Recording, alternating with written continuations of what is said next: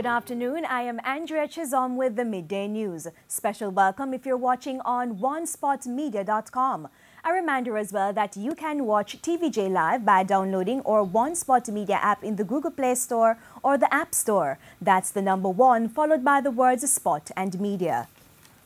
Today marks the official start of the 2017 Atlantic hurricane season. U.S. forecasters are predicting an usually active hurricane season with 11 to 17 big storms and as many as 9 hurricanes. 2 to 4 of the hurricanes could be major, with wind speeds of 111 miles per hour or higher and rated as Category 3, 4, or 5. But what does this mean for Jamaica? Our news center spoke with the acting head of the weather branch. The key points that we want to ensure everybody understands is, yes, the forecast is there, the 11 to 17 named storms.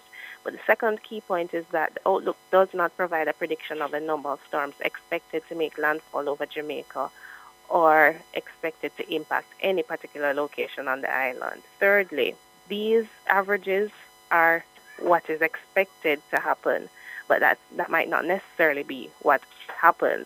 We need to be prepared for just one system because a disaster can occur from only one hurricane or tropical storm or even from a lesser developing system.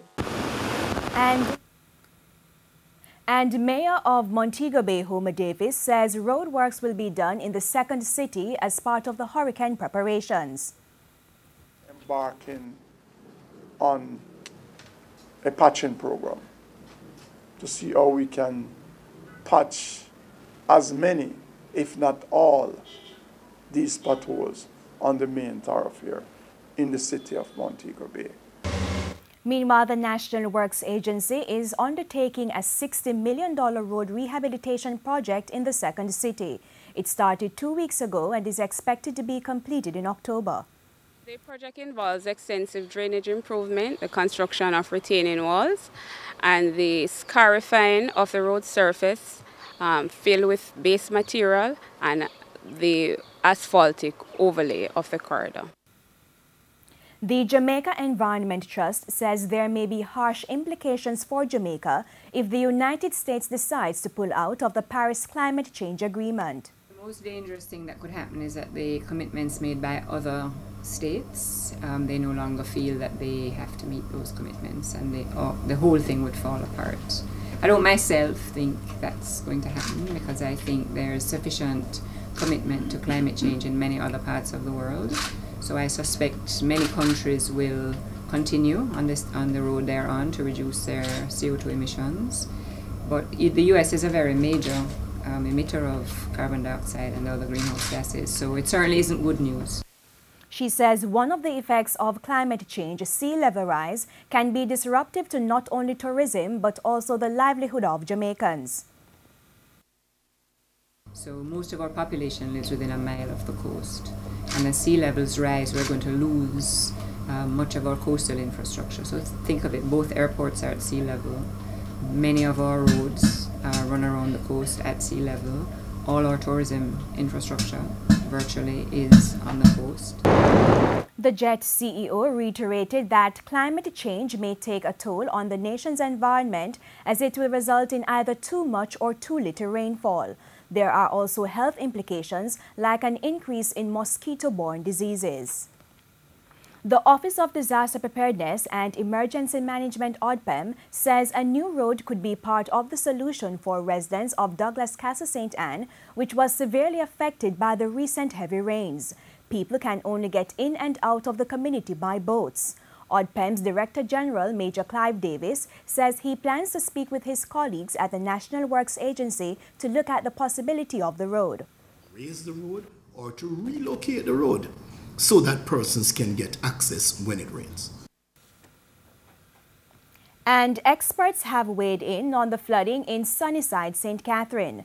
The community was devastated by floodwaters 2 weeks ago, with some residents stranded for hours. Some residents claim the North-South Highway is the reason for the flooding. But director of the Mona Geoinformatics Institute at the University of the West Indies says the highway is not the problem. The drainage from any rainfall into the tributaries of the Rio Cobre are largely north-south. The highway itself is aligned north-south, so there's not going to be too much obstruction from the highway. Associate Professor at the University of Technology UTech, Dr. Carol Archer, thinks more data should be collected before there's a conclusion. Let us look and see what trends we can get to say, well, yes, it is as a result of the construction of the highway, the increased housing development in the area, and other factors. Or if there are other factors, let's collect the data first, analyze, and be able to make some determination. There are more concerns about the legal strategy used by the Office of the Director of Public Prosecutions DPP in the Carlos Hill Cash Plus criminal trial. Some argue that the former Cash Plus boss should not have faced fraud charges but instead be prosecuted on the legislation governing securities. The fraud trial collapsed last week because of insufficient witnesses. Speaking on TVJ's All Angles last night, former trustee in bankruptcy Hugh Wildman says he believes the prosecution could have been successful if charges were laid on the banking and securities legislation.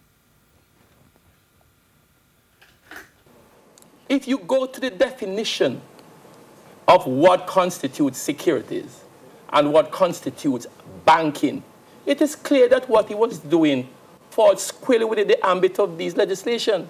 So, notwithstanding what the DPP's office is saying, it is clear that they misconstrued the statute. If they did look at it. Well, clearly they looked at it. Sorry, may I just clarify? So, contrary to what he's saying, I am maintaining my position. You're still maintaining your position. That he could have been charged under the Banking Act.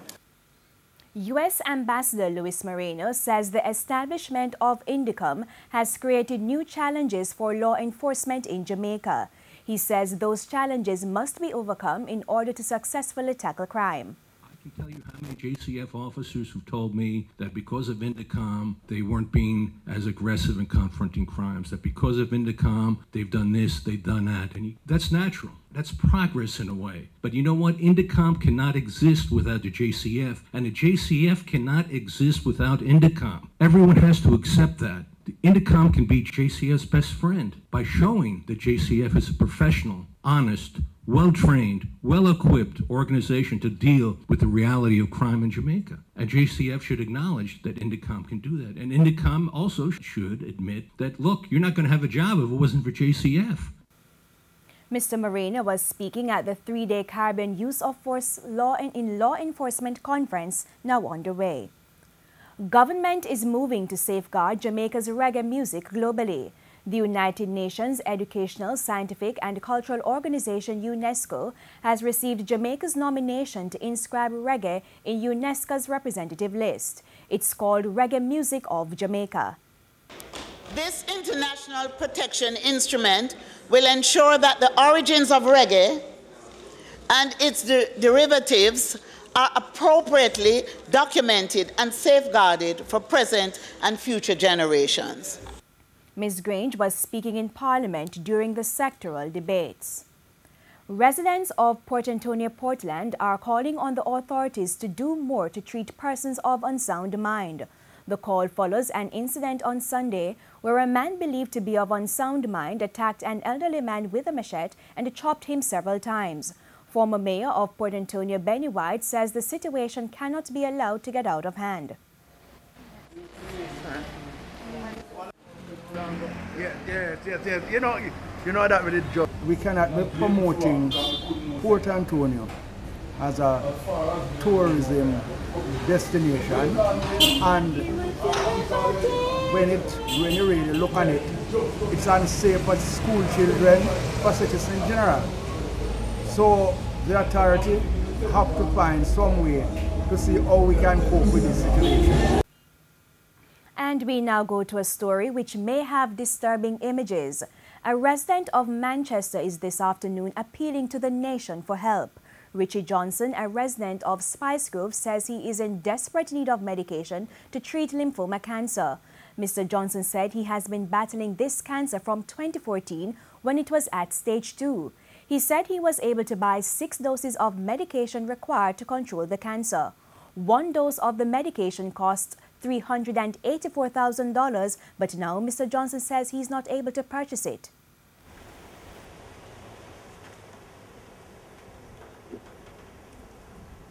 It was at stage 2 cancer at that time, but it was so big, so probably it reached up to the level of stage 3 or more because I lack of medication. And if you notice, it even started to affect my voice because it's recently I realized that I can't speak louder than this. His main concern is his 3 children. Yes, right now, to be honest with you, when somebody donate a small to me, I wonder if I should save it to all the medication. And to be honest with you, they have to be staying home because the need is more than the donation that is coming in. I have to actually count in the cards how to spend it. So it's just not an interview. This is like a world to itself on my behalf. It's only me can tell you because I am in the situation to my neck. His wife Sally Johnson says assistance is greatly needed as her income is not enough. Everything has spent out and we are to the bone right now. We don't have not even to send our kids to school. And he needs this medication immediately because if he don't get it immediately, surely he's going to die. And it's me alone with 3 kids. I do a little fruit stall, but I have to leave it and come down to take care of him. And you know, selling fruits is not, you don't get much. To help Richard Johnson, you can make donations to his account at the Sagicor Bank. The bank account now is in the name of Richard Johnson and Sally Gordon, and the account number is 550-274-5471. And in sports, 2014 champion Sakima Mullings secured the first semi-final spot in the 2017 Contender Boxing Series following his split decision win over Canada's Lerone White in a tough opening quarter-final contest last night. The fight lived up to expectations after both boxers had exuded confidence in the build-up. They traded powerful combination punches and demonstrated good conditioning. The fight was scored 49-46, 48-47 in favor of Mullings, while the third judge, Canadian Brian Brosham, scored it 48-47 in favor of White. Judging is subjective, and of course, you know, him being from his countrymen, he's gonna see things in his favor. There's a lot of give and take in the fight, but I think that I did enough to win and be convincing on all the rounds. To tell you the truth, I did good, but I had more. I was just trying to box and clip with some clip shots, but I should have made it a rougher, tougher fight, you know, and bring him to the deep waters. But I was trying to look clean and box with him a little bit, you know. But I should have took it to him. And that's the Midday News. I'm Andrea Chisholm. Join us at 7 for Primetime News. On behalf of the sports, news and production teams, good afternoon.